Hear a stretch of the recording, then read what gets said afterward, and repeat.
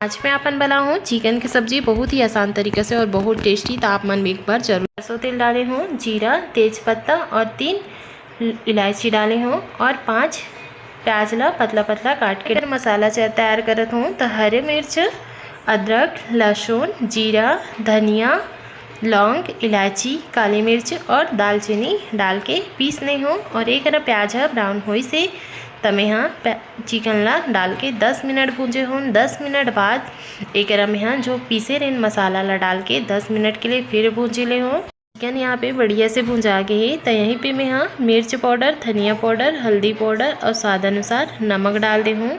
2 टमाटर के पेस्ट बना के डाले रहे हूँ तो जो स्किप हो गए तो एक में यहाँ चिकन मसाला डाल के 4 से 5 मिनट के लिए फिर भूंज ले हूँ। मसाला चिकन है बहुत बढ़िया से भुजा गए तो यहीं पे मैं यहाँ पानी डाल के थोड़ा से और पका लेती हूँ तो एक पक गए।